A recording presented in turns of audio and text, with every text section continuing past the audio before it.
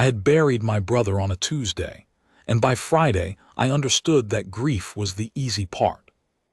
The hard part was the two children standing in my kitchen who would not look at me. Silas had been 3 years younger than me and twice the man, and the fever that took him fast, in the space of a week, out on his little place east of the divide where he'd been trying to make a homestead pay. His wife, Ellen, had died the winter before of the same country and the same bad luck, and so when the neighbor woman rode up to the Larkspur with the news, she had 2 children in the wagon bed behind her, wrapped in a quilt that had been Ellen's, and nowhere on God's earth to put them but with me. "They're your kin now, Mr. Kell," the woman said, and she said it kindly, but there was relief under the kindness, the relief of a good soul handing off a burden she could not carry. "The boy's Wesley. The girl is Pearl. Silas spoke of you." I doubted that. Silas and I had not spoken much in the last years, not since our own father passed and the ranch came to me and not to him, the way things fell, and there'd been a hardness between us I'd always meant to mend and never had. That was the shape of my whole life to that point, I think. A man who meant to and never did. "How old?" I said. It was all I could think to ask. "Wesley's 10. Pearl's 7 come the fall." I looked at them then, the 2 of them in the wagon, and they looked back at me with their father's dark eyes and their mother's stillness, and neither one of them said a word. The boy had his arm around the girl. He had the look of a child who had decided, somewhere in that terrible week, that crying was a thing that got you nowhere, and had put it away in himself like a knife into a sheath. The girl had her thumb near her mouth but not in it, as if she'd been told once too often she was too big for it and was trying to remember the rule even now, even here, with everything gone. I was 41 years old that summer, and I had never married, and I had lived alone on the Larkspur so long that my own voice sounded strange to me in an empty room. I knew cattle. I knew the high country of Coil Creek and every draw and spring of it. I knew how to break a horse without breaking its spirit, and how to sit a long night in a lambing shed, and how to keep my own counsel so completely that men in town called me hard and were not wrong. I did not know one thing about children. "Well," I said, and then nothing else came, so I said, "Well," again, like a fool, and reached up and lifted the girl down, and she went stiff as a fence rail in my hands and looked at me with such quiet terror that I set her down quick and stepped back.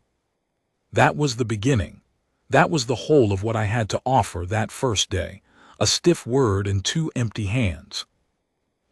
The neighbor woman couldn't stay. I gave her coffee and she gave me what she knew, that Pearl liked the color yellow, that Wesley could already read a little, that they hadn't hardly spoken since their father took to his bed. And then she climbed back in her wagon and left me alone with them, and the quiet came down over the Larkspur like a lid. I did what a man does. I fed them. I fried up what I had, salt pork and biscuits and beans, and set it in front of them, and Wesley ate a little and made Pearl eat a little. And I sat across the table not eating at all, because I did not know what I was supposed to do with my face while children who had lost everything ate my sorry cooking in my sorry kitchen. I put them in the one spare room, the one that had been my father's and then no one's, and I found an extra tick and stuffed it with straw so the girl wouldn't have to share the narrow bed, and I stood in the doorway a while after I'd blown out the lamp, and I could hear them breathing in the dark and not sleeping, and I did not know one single word to say that would help, so I said, "Good night," and shut the door, and went out and sat on the porch step until the stars wheeled halfway over. I want you to understand what kind of man I was, because it matters to the rest of it. I was not cruel. I don't want you thinking that. But I had built my whole self, over 40 years, out of the notion that I did not need anyone and no one needed me, and that this was a strength, and now here were 2 children who needed everything, and I found I had no idea how to be needed. It was like being asked to speak a language I'd never learned. I fed them and clothed them and kept them warm, and I did it clumsy and silent, and every day the wall between us grew a little higher, because I did not know how to knock it down and they were too broken to try. 3 weeks of that. 3 weeks of a boy who answered yes, sir, and no, sir, and nothing more, and a girl who did not answer at all, who followed her brother from room to room like his shadow and flinched when I moved too quick. 3 weeks of my cows lowing at the fence because I was late to them every morning, of my work half done, of standing in a field at noon with my hat in my hand, and no idea in the world how to fix what I'd been handed. And then one evening I came in from the pasture and found Pearl standing in the middle of the kitchen, holding the broken pieces of a china cup, the one blue cup, the good one, that had been my mother's, and her face was white and her whole small body was shaking, waiting for the blow she'd learned to expect from somewhere, from some hard place before me, and I understood in one awful moment that she thought I was going to hit her. I got down on my knees on that kitchen floor. It's a long way down for a big man, and I went slow, and I held out my hand, palm up, the way you gentle a spooked colt. "It's all right," I said. "It's just a cup. Give it here before you cut yourself." She didn't move. She was looking at my hand like it might turn into a fist. "Pearl," I said, and it was the first time I'd said her name out loud, and it came out rough because my throat had gone tight. "I'm not going to hurt you. Not ever. Not once, not in your whole life. You hear me? Now give me the pieces." She gave me the pieces. Her fingers were cold. And then she did a thing that undid me clean. She stood there and let 2 tears run down her face, silent, not a sound, the way a child cries when she's learned that crying out loud brings something worse. And I knelt there holding the broken cup, and I thought, in a rage that was mostly at myself, what did that boy do to make you like this? And God help me, I don't know how to make it right. That was the night I rode to town and posted the notice. But I couldn't do it. That was the plain truth, and I made myself say it plain, sitting in Halloran's store with a stub of pencil, writing out the words. Wanted at the Larkspur Ranch on Coil Creek. A woman to keep house and mind 2 children. Fair wage, own room. Apply to A. Kell. I read it over and it looked like surrender. And it was, and I posted it anyway. Because a man who won't surrender when he's beaten is just a fool who lets other people pay for his pride. And the ones who'd pay were 7 and 10 years old and had already paid enough. Halloran read it upside down across the counter. He was a talker, Halloran, knew everybody's business and half of God's. "Kell," he said, "you know what you're asking for. Woman comes all the way out to Coil Creek to keep house for a bachelor, folks'll say things." "Let them," I said. "I'm only telling you."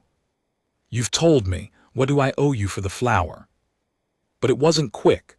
A notice like that, out in that country, it had to travel pinned in Halloran's, mentioned on the coach, carried by word of mouth over the passes to wherever the woman was who'd answer it if any woman ever would.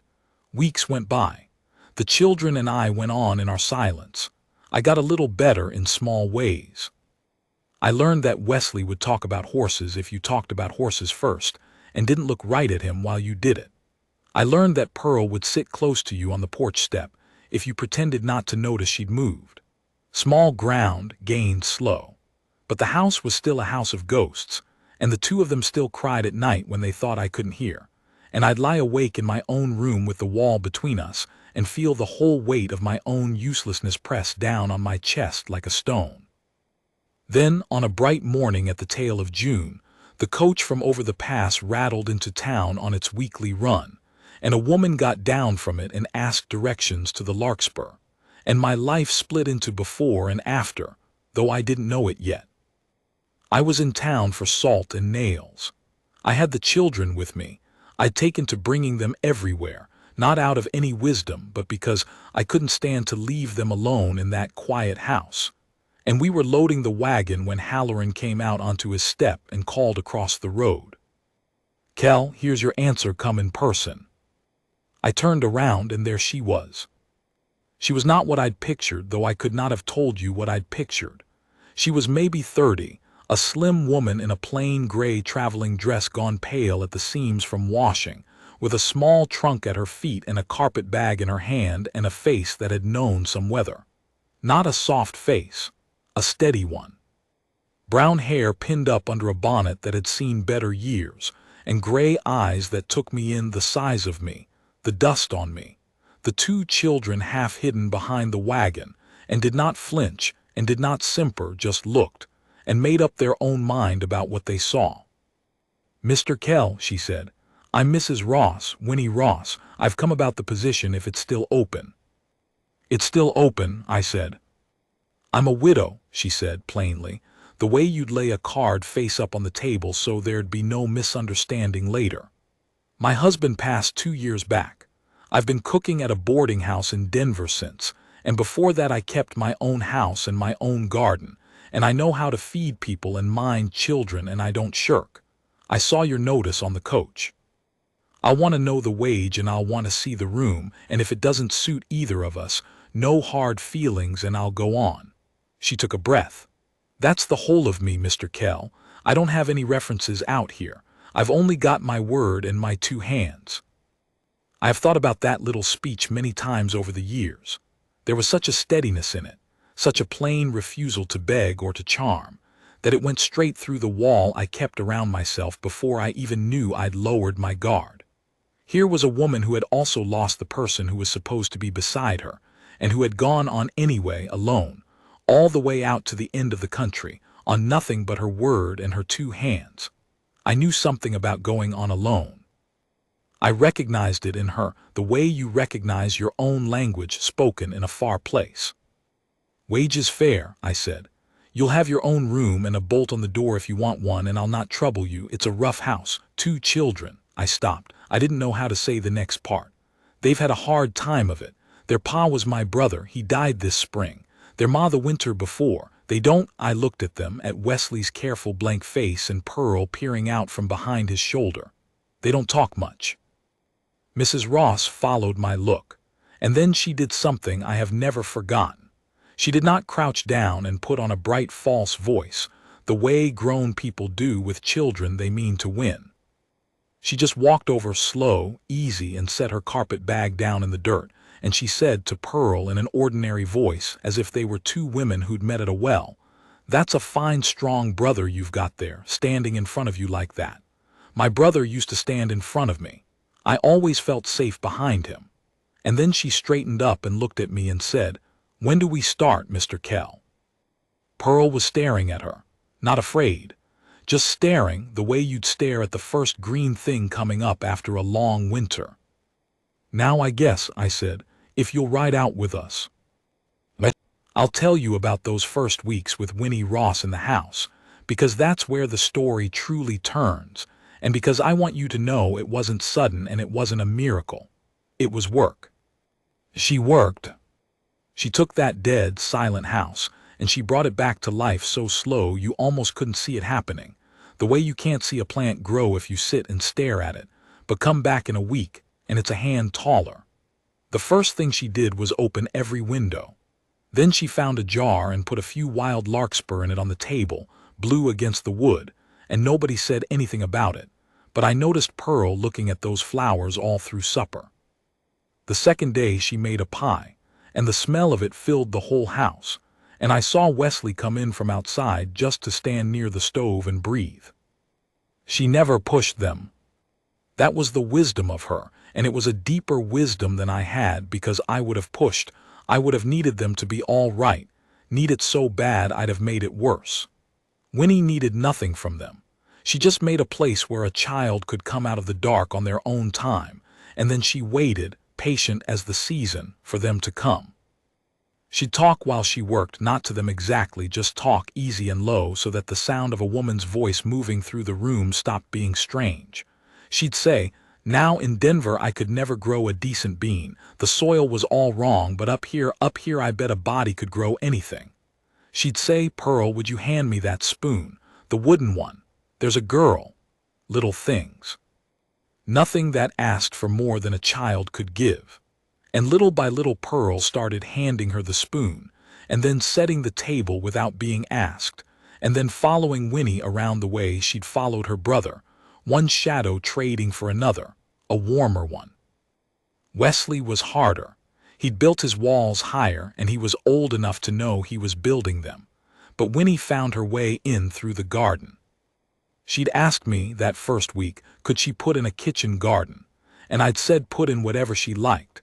And she'd staked out a plot on the south side of the house and started turning the soil. And one evening I saw Wesley out there with her, both of them on their knees in the dirt. And he was showing her something, a worm, I think, or a beetle. And she was looking at it with as much care as if he'd shown her gold. His pa used to garden, I said to her later when the children were abed. I don't know why I told her. I'd never told anyone anything. I thought as much, she said, the way he took to it. She was mending by the fire and she didn't look up. Grief has to go somewhere, Mr. Kell. Better it should go into the ground where things grow than stay locked up in a boy's chest turning hard. She bit her thread. You'd know that. You've got some of it locked up yourself, I think. I didn't answer that. But I didn't get up and leave the room the way I would have with anyone else, and we sat there a while in the firelight, not talking, and it was the first easy silence I'd shared with another grown soul in more years than I could count. But now I have to tell you about Roland Ashby, because a true story has to have the whole of it in, the parts that go against you as well as the parts that go your way. Ashby had come out to the valley the year before to run the land office and the freight agency, and he was, I will say it plain, everything I was not. He was young and he was handsome, the kind of handsome that a mirror agrees with, and he dressed well and talked well, and knew how to make a woman laugh in a way that I have never once in my life known how to do. He wore a good coat and a watch chain, and he tipped his hat to every lady in the valley and remembered all their names, and the whole county thought the sun rose and set on him. Halloran called him a comer. The church ladies called him a catch. And when Winnie Ross started coming into town with me of a Saturday, doing the marketing with Pearl's hand in hers and Wesley trailing behind, Roland Ashby noticed her the way a hawk notices a movement in the grass. He courted her the way such men court, openly, charmingly, in the full light of everyone's approval. He'd find some reason to be at Halloran's when we came in. He'd carry her parcels. He'd say, "Now, Mrs. Ross, a woman of your refinement, keeping house away out on that lonely ranch, it's a waste, if you'll pardon my saying." He'd talk about the fine house he was building on the edge of town, the one with the real glass windows, and about the future he saw for a man like himself and for whatever fortunate woman stood beside him. He never so much as glanced at the children except to be correct about them, a nod, "And how are the young ones?" the way you'd inquire about someone's livestock. And I stood there in my dusty coat holding the sack of flour, 41 years old and gray at the temples and silent as a post, and I watched a young man with a watch chain make Winnie Ross smile, and I felt something in my chest I had not felt in so long I'd forgotten its name. It was jealousy, but it was worse than jealousy, because underneath it was a thing I could not argue with, which was the plain belief that he was right, that she was too good for the larkspur and too good for me, that a woman like that, who could still smile after all she'd lost, ought to have the man with the glass windows and the fine future, and not a hard old bachelor who couldn't string 3 tender words together and came with 2 grieving children who weren't even his own. I believed that, God help me. I believed it all the way down. So I did the thing a man like me does. I stepped back. I made room for it. I told myself it was only fair, only right, to give her the chance at the better life, and I stopped, I am ashamed to tell it, I stopped the small warmth that had been growing between us. When she'd say something soft by the fire, I'd answer short. When she'd catch my eye across the table, I'd look away. I built the wall back up, stone by stone, and I told myself I was being noble, when the truth was I was just being a coward, protecting myself from the hurt of wanting a thing I was sure I couldn't have. Winnie noticed, of course she noticed everything. But she was too proud to ask, and I was too much a fool to explain, and so a coldness came into the house that hadn't been there before, and the children felt it. Children always feel it. And Pearl started following her brother again instead of Winnie, and I lay awake nights hating myself and not knowing how to stop. It was Wesley who forced my hand, though he never knew it. We were mending fence up in the north pasture, him and me, on a gray afternoon in early autumn. He was good help by then. He'd taken to the ranch work the way his father had, and I'd found that fence was a thing we could do side by side without either of us having to look at the other, which suited us both. We worked a long while in silence. And then, out of nowhere, staring at the wire in his hands, the boy said, "Is Mrs. Ross going to marry that man in town?" I about drove the staple through my own thumb. "I don't know," I said. "What man?" "The one with the shiny coat. Pearl heard the ladies talking at the church social.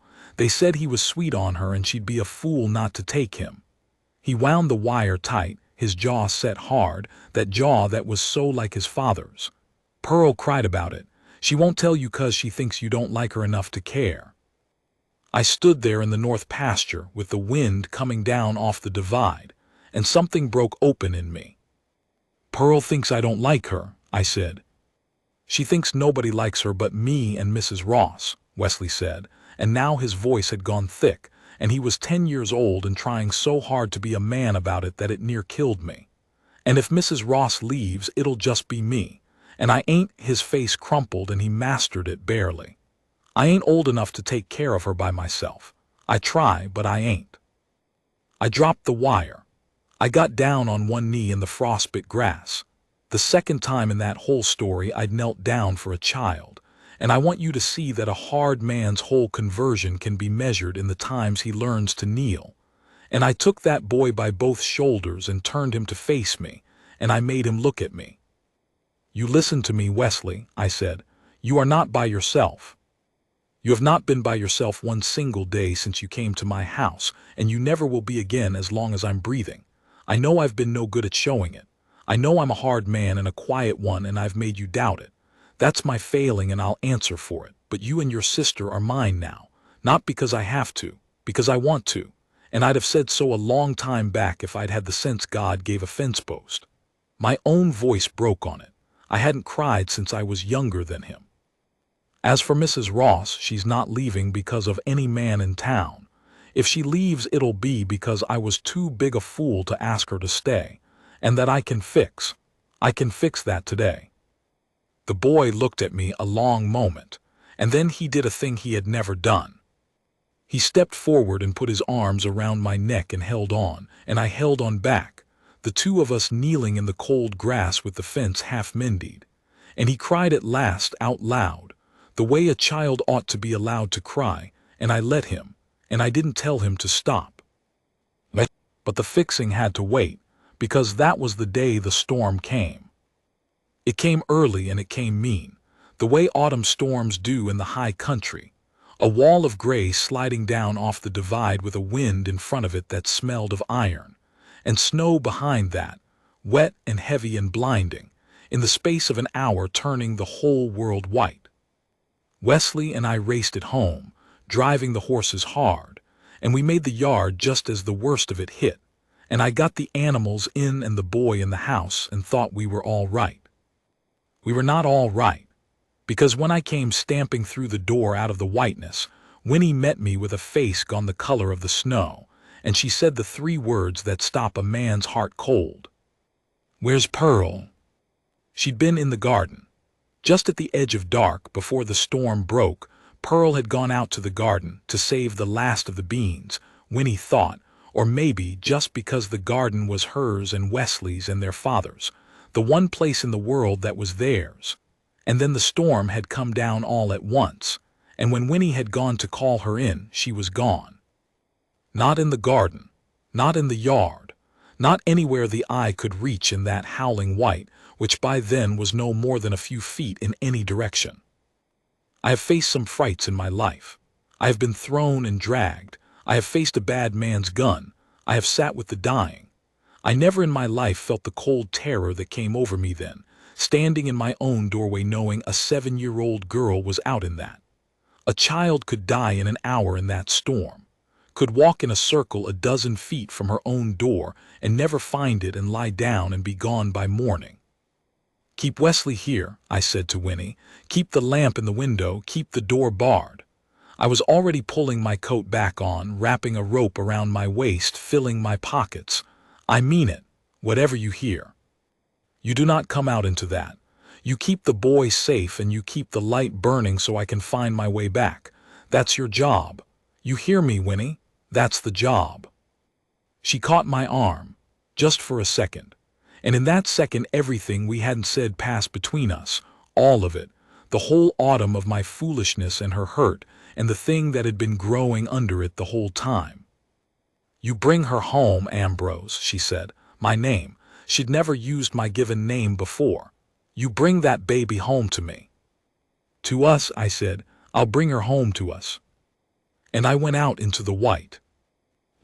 I won't dress it up. Finding a child in a blizzard is not a thing of skill, mostly. It's a thing of luck and stubbornness, and refusing to quit past the point where quitting would be reasonable.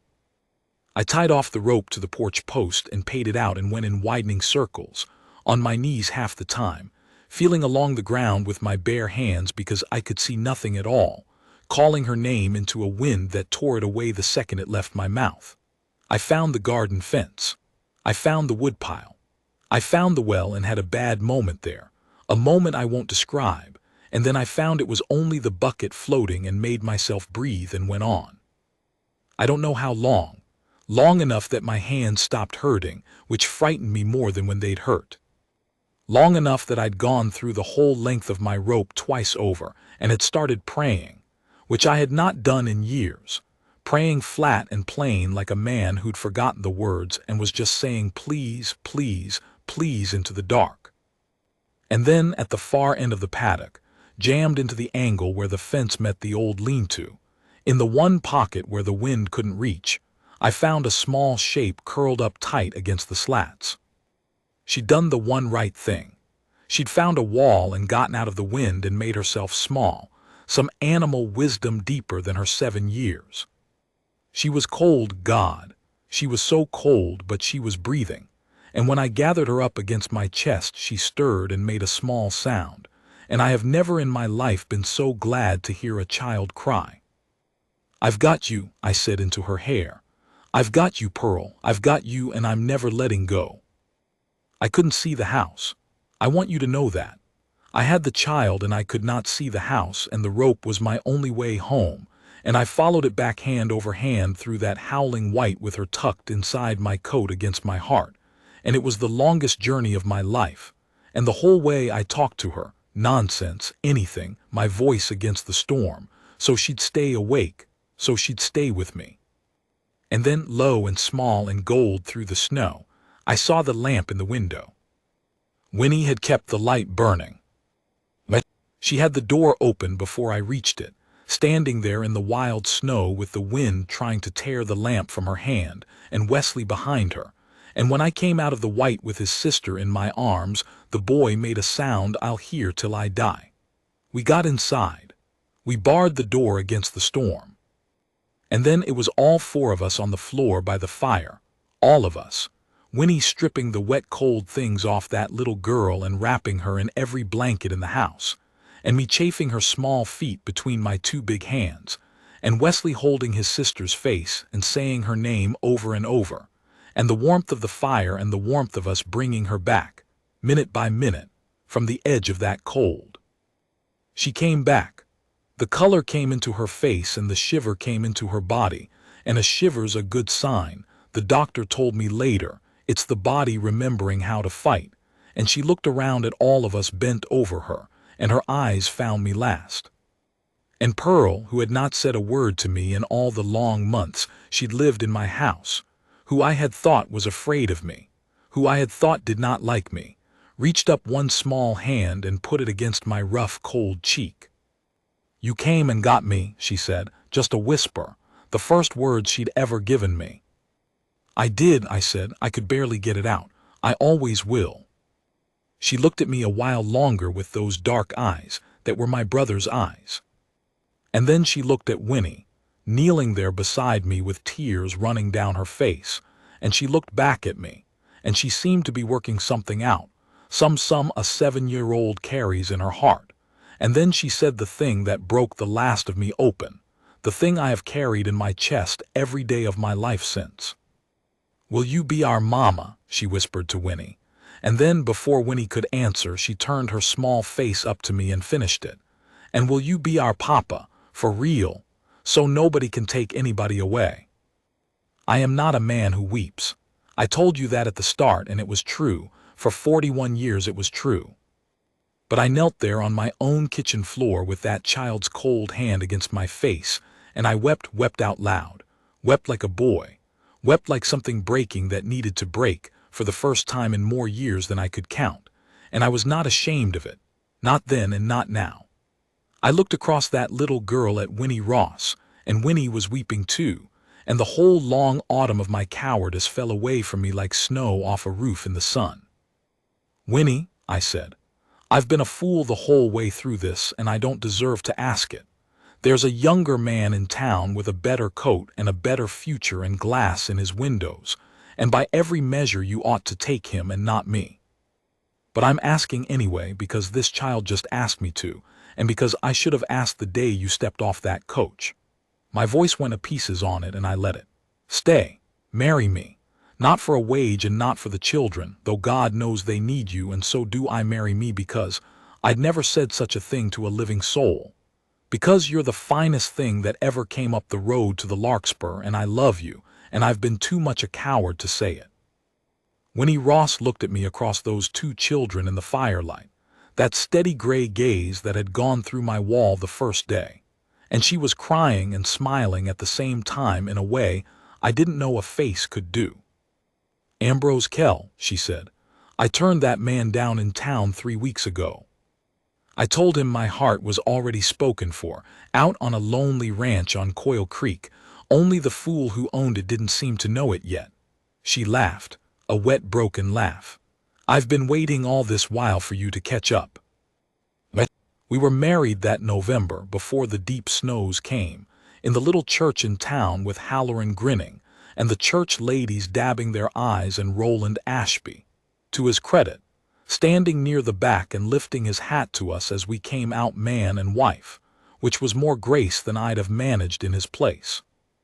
Wesley stood up beside me in a coat we'd bought him special, tall and proud, and Pearl walked ahead of Winnie down that little aisle, scattering the last dried larkspur from her garden, blue on the plank floor, and there was not a dry eye in the house, my own least of all. That was near 40 years ago now. I'm an old man telling it. Winnie's hair went white long since, and mine went with it, and we buried more than one hard winter and raised those 2 children and 2 more that came after, and the Larkspur prospered under all our hands together the way it never had under just my own. Wesley runs the place now. He's got Silas's gift for the land and Silas's dark eyes, and I see my brother in him every single day, and I've made my peace with Silas at last, across the years, through the son he left me. Pearl married a good man over the mountain and has a girl of her own she named Winnie. And when the little one comes to visit, she runs to me across the yard the way her mother never dared to that first frightened summer, and calls me Grandpa, and I lift her up, and my heart is so full it aches. People ask me sometimes, the young ones, the ones just starting out, how a man knows the thing that's meant for him, and I tell them the truth, though they don't always understand it.